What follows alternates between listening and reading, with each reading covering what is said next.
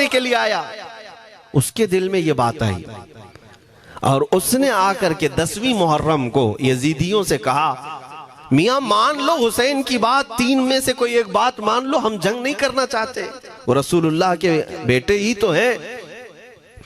तो सारे जो सिपह सालार बड़े बड़े थे, अमर बिन साद, शिमर वगैरह, हुर बिन यजीद से कहने लगे, तुझे कौन कहता है फैसला करने के लिए, तू सिपाही है, 1000 की नफरी तेरे साथ दी गई है, बस अगर तुझे हमारे साथ रहना है तो मैदान में जमा रह, वरना चला जा, तू सुलह की बातें मत कर। हुर बिन यजीद उसी दिन 10वीं मुहर्रम को उन यजीदियों से कहता, अच्छा अगर तुम मेरे इस बात को नहीं मानते तो तुम्हारी सिपह सालारी तुम्हें मुबारक, मैं हुसैन के खीमे में जा रहा हूं।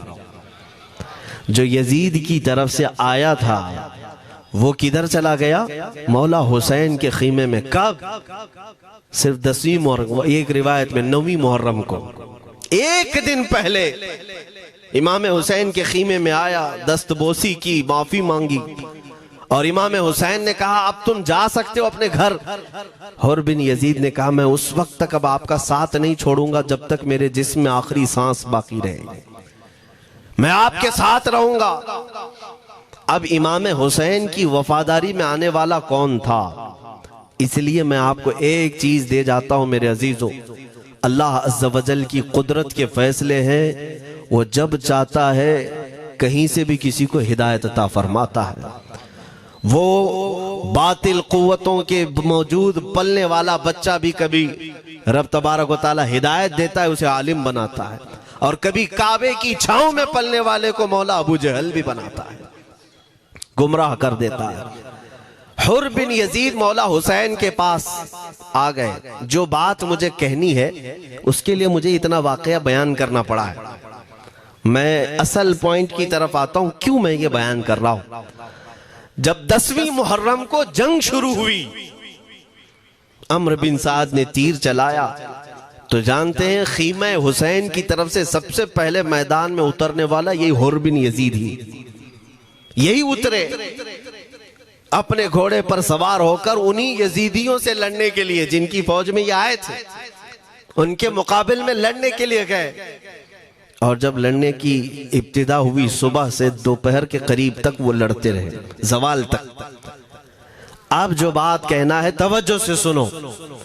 हुर बिन यजीद ने सुबह से लड़ाई की, बहुतों ने वहां पर मैदान जंग में मुकाबला आराइयां की हैं, लेकिन हुर बिन यजीद की जो लड़ाई है वो तारीख में लिखी हुई। आज उन्होंने यजीदियों के साथ जो जंग किया, कई घंटे जंग करने के बाद, जानते हैं तन्हा हुर बिन यजीद ने 120 यजीदियों को कत्ल किया। 120 की तादाद, एक घोड़सवार एक ही है, 120 को मार गिराया। उसके बाद जामे शहादत नोश किया। मैं तारीख पढ़ रहा था, वहीं पर हमने किताब को रोक दी।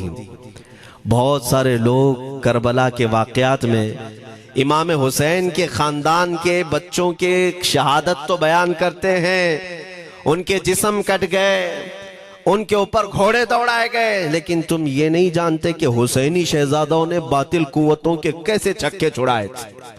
एक एक जवान ने मुकाबिल में आने वालों को उनकी औकात कैसे याद दिलाई थी। अब सुनो, हुर बिन यजीद 120 को मार गिरा सकते हैं, वो भी एक दिन पहले खीमा हुसैन में आने वाला, एक दिन पहले खीमा हुसैन में आने वाला। बात समझ में आ रही है? अभी जो एक दिन पहले खीमा हुसैन में आ जाए, उसकी ताकत का हाल ये है, जो पैदाइशी हुसैनी हो उसकी ताकत का हाल क्या हो। मेरे अजीजों, ताकत किसे कहते ये समझो। यह और बात है कि लोगों को अपनी ही औकात मालूम नहीं, अपनी हैसियत मालूम नहीं है। होता क्या है मैं आपको बताऊं। अल्लामा अब्दुल मुस्तफा आजमी साहब ने एक बड़ी प्यारी बात लिखी है। वो गुजरात के हालात बहुत अच्छी तरह से जानते थे। आपने एक बहुत अच्छी बात लिखी जो हमारे तमाम चीजों से, या आज के जमाने में ये चीज मैच होती है।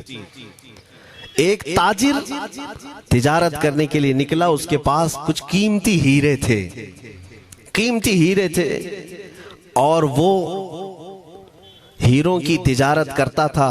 और एक चोर उसके पीछे पड़ गया, और वो चोर रोजाना वो चोरी करने के चक्कर में रहता था कि जब रात को ये ताजिर सोए तो मैं ये हीरे निकाल लूंगा। लेकिन 2-3 दिन जब जब वो ताजिर सोता था, वो पूरे हीरे चेक करता था, कहीं नहीं मिलते थे। थक गया चोर। 3 दिन के बाद उस ताजिर को उसने पूछा, चोर ने कहा कि तुम हीरे रखते कहाँ हो? दिन भर तो तुम्हारे पास होते, रात में कहाँ जाते? तो उस ताजिर ने कहा, अकल का अगर तू इस्तेमाल करता तो तुझे बात समझ में आती। रोजाना मैं तेरे ही जुब्बे में रात को ये हीरे रखकर खुद सो जाता था। वो अपना नहीं तलाश करता, इसका तलाश करता। बिला तशबीह बिला तमसील। मेरे अजीजों, तुम्हारे पास जो ताकत है तुम्हें उसका अंदाजा नहीं। तुम जो मोहब्बत मुस्तफ़ा सल्लल्लाहु अलैहि वसल्लम की शमा अपने सीने में रखते हो, मौला करीम का वादा है तुम्हारे साथ, काना हक्कन अलैना नस्रुल मोमिनीन। रब ताला फरमाता, हमने अपने ऊपर लाजिम कर लिया है कि ईमान वालों की मदद करें। और हमने मदद देखी है, रब ताला की मदद देखी है। आज के इन हालात में मुझे बताओ, भौंकने वाले भौंक ही रहे हैं, बाकी तुम्हारा क्या बिगाड़ लिया, क्या तुम्हारा खराब किया? बस ये है कि तुम अपने अंदर खलबली मत मचाओ और ज्यादा खौफ और हिरास में मत जियो। अल्हम्दुलिल्लाह मुसलमान हैं, मोमिन हैं, किसी चोर कौम से तुम्हारा रिश्ता नहीं है। तुम दुनिया की उस अजीम कौम हो जो सिर्फ और सिर्फ अपने रब ताला के हुजूर झुकती है, और अपने रब तबारक व ताला के हुजूर ऐसे झुकती है। मैं चैलेंज के साथ कहता हूँ, पूरी दुनिया में कोई कम्युनिटी, कोई कौम ऐसी नहीं है जो अपने खुदा को देखने के बाद ही झुकती है। जिसकी भी जाओ, उनके खुदाओं की तस्वीर वहां पर सामने होती तभी झुकते हैं। वो चाहे ईसाई हो, यहूदी हो, कोई भी हो, उन्होंने कोई ना कोई या मूर्ति बनाई है या तस्वीर बनाई है, तब वो झुकते हैं। तन्हा तुम ईमान वाले हो जो आज तक अपने खुदा को देखा नहीं, लेकिन हर दिन सजदा करते हो। तुम्हारा ये ईमान है। और कुरान में शुरू में ही अल्लाह ताला ने जो तारीफ फरमाई सूरह बकरा में, युमिनून बिल गैब, अल्लाह फरमाता है ये वो लोग हैं जो गैब पर ईमान रखते हैं, देखा नहीं। और दुनिया में करोड़ों मस्जिदें होंगी, किसी मस्जिद में अल्लाह की तस्वीर है? किसी मस्जिद में? और या तुम्हें सलातो सलाम पढ़ने के लिए मेरे आका की तस्वीर देखने की जरूरत है? यही तो तुम्हारा ईमान है मेरे अजीजों। मेरे आका को हमने दिल में बसा रखा है, और जब हुजूर पाक की याद आई, बगैर तस्वीर देखे हम खड़े हो जाते हैं। और उनकी मोहब्बत वैसी होती है, हमें किसी तस्वीर और मूरत को देखने की जरूरत भी नहीं होती। तुम्हारी खुसूसियात बहुत हैं। अल्लाह रब्बुल इज्जत ने तुम्हारी पेशानियों को महफूज रखा है, किसी अहरे गैरे के सामने झुकने नहीं दिया। पेशानी मुकद्दस है तुम्हारी। हाँ, ये तो नहीं है कि तुम किसी दरख्त पर भी चले जाओ, पत्थर पर भी चले जाओ, चूहे पर भी झुक जाओ, सांप पर भी झुक जाओ, नहीं है। एक सहाबी हैं, ईमान लाने के बाद वो कहते हैं, या रसूल अल्लाह सल्लल्लाहु अलैहि वसल्लम, 2 वाकयात ऐसे हैं जो जमाने जहालत में हम करते थे। एक वाकया याद करता हूं तो रोना आता है, और एक वाकया याद करता हूं तो हंसी आती है। हुजूर ने फरमाया, वो दोनों क्या है बताओ? उन्होंने कहा, पहला वाकया तो ये है जिसको याद करके रोता हूं कि जवानी में जब हमारे घर बेटी पैदा होती थी तो हम उसका गर्दन मरोड़ कर दफन कर देते थे। आज मुझे ये बात याद आती है तो रोना आता है कि हमने ऐसे कई बच्चियों को दफन कर दिया। अरब वाले दामाद बनाना नहीं चाहते थे और बेटियों को पहले ही मार देते थे। ये वो सहाबी कहते हैं, अब याद आती है बात तो रोना आता है। मेरे आका सल्लल्लाहु अलैहि वसल्लम ने फरमाया, फिर हंसी किस बात पर आती है? कहते हैं, जमाने जहालत में हमारे खुदा जो होते जिनकी हम इबादत करते थे, तो जब सफर में जाना होता था तो आटा गूंद करके खुदा बना लेते थे क्योंकि सफर में जाना है और हर जगह उनको साथ में रखना था खुदा को। वो साहबी कहते हैं सफर के खुदा और होते थे, हवा का अलग, पानी का अलग, मिट्टी का अलग, सब लेकर के चलते थे। फिर हुजूर ने फरमाया हंसी किस बात पर आती है?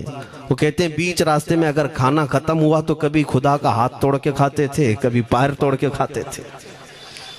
अरे मेरे अजीजों, 1400 साल बाद आज जब आप हंस रहे हैं, उस सहाबी को तो इस बात पर हंसी आती होगी।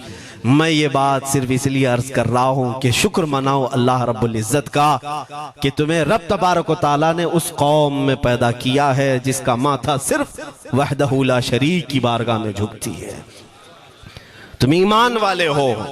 और मैंने आयत यही तिलावत की खुतबे में, वला तहीनु वला तहज़नु व अंतुमुल अअलौना इन कुंतुम मुमिनीन। घबराओ मत, परेशान मत हो, तुम सबसे ज्यादा सरबुलंद रहोगे अगर तुम ईमान वाले हो।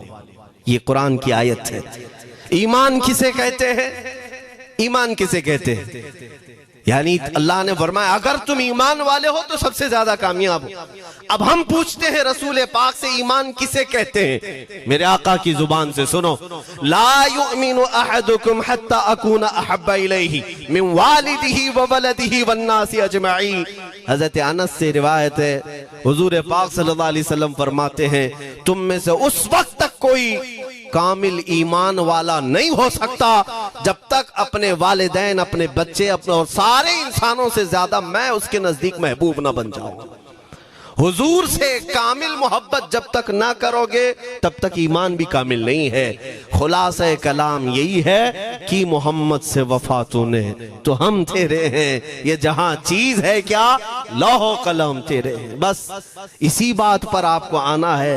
इकबाल भी ये कहता है मैं जर्मनी गया, यूरोप का सफर किया, वहां की तरक्कियों को देखा और वो लोग बहुत आगे बढ़ रहे थे। मैं इसीलिए सफर किया कि मैं वहां तहकीक करके आऊं, देखूं, अपनी कौम को आकर के मैं बताऊं मुसलमानों को कि किस फील्ड में तुम जाओगे तो कामयाब होंगे। साइंस में, फिजिक्स में, ज्योग्राफी में, केमिस्ट्री में, मैथ्स में, कौन सी फील्ड में तुम जाओगे तो ज्यादा माहिर होगे। कई साल इकबाल ने वहां की खाक छानी, तहकीकात किया और वापस जब आया अपनी कौम की तरफ, अल्लामा इकबाल कहते हैं मैं सारी दुनिया वहां की यूरोप की छान करके आया, यही देखने गया था कि मेरी कौम किस मैदान में उतरे तो कामयाब होगी। तो लोगों ने पूछा क्या वो तुम्हें राज मिल गया? वो कहते हाँ मुझे राज मिल गया। लोगों ने पूछा किस मैदान में उतरे? तो वो इकबाल कहता है मैं तो राज को पहुंचा, अपनी कौम को बताता हूं तुम्हारी तरक्की का राज सिर्फ इतना ही है कि मोहम्मद से वफा तूने, कि मोहम्मद से वफा तूने तो हम तेरे हैं। ये जहां चीज है क्या लौह कलम तेरे हैं। सारी कामयाबी का असल राज मेरे आका से बेइंतहा मोहब्बत है। मैं दीनी शख्सियात की बात अपनी जगह पर, जो जिसको आप दुनियावी उलूम कहते हैं, लाओ मैथ्स का कोई बहुत बड़ा माहिर रियाजीदान या कोई साइंटिस्ट आपको ऐसा लगता हो, लाओ मेरे आला हज़रत इमाम अहमद रजा फाजिल बरेलवी के सामने। जानते हैं आप उस आला हजरत फाजिल बरेलवी ने 55 उलूम पर अपनी तहकीकात लिख दी हैं। बाकी जानते कितने थे वो अल्लाह ही बेहतर जाने। एक बात मैं आपको बता रहा हूं, मैथ्स में, मैथमेटिक्स में उनके पास ऐसी ऐसी इजादात थी। एक किताब आला हजरत ने लिखी है ज्योमेट्री पर, आज के बच्चे जो कॉलेज पढ़ते हैं वो जानते होंगे। ज्योमेट्री की भी कई उसमें अक़साम लिखी गई हैं और आला हजरत ने एक किताब लिखी है कश्फुल इल्ला अन सिमतिल क़िबला, क़िबला पहचानने का इल्म। तुम तो आज वो कंपास लेकर के पहचानते हो ना, अब तो मोबाइल में आ गया, मोबाइल को घुमाओ, इधर दिखा रहा उधर, उधर दिखा रहा उधर क़िबला। मेरे अजीजों, इस्लाम मशीनों से नहीं चलता है। इसका सेल चला गया तो क्या तुम्हारा इस्लाम चला जाएगा? इसकी बैटरी चली गई तो क्या तुम्हारा दीन चला जाएगा? नहीं, इस्लाम मुकम्मल कवायद और जवाबित के साथ है। सारी मशीनें खत्म भी हो जाए, इस्लाम ने तुम्हें कायदे बनाकर दिखाए हैं, प्रैक्टिकल। ये क़िबला पहचानने का इल्म होता है। शहर का तूलुल बलद अर्जुल बलद देखना होता है, बहुत सारी उसमें चीजें, उसकी सतह समंदर से ऊंचाई कितनी है, फिर सितारों को देखा जाता है, फिर पहचाना जाता है किबला, उसको हिसाब में लगाया जाता है। आला हजरत ने ये जो किताब लिखी पूरे 1400 साल में, आला हजरत की ये किताब जिसमें 10 कायदे खुद उन्होंने इजाद किए, उनसे पहले किसी ने नहीं लिखी, खुद उन्होंने इजाद किए। और उसके बाद आला हजरत ने चैलेंज के साथ कहा कि मैंने, फकीर ने ये 10 कायदे इजाद किए हैं, इस पर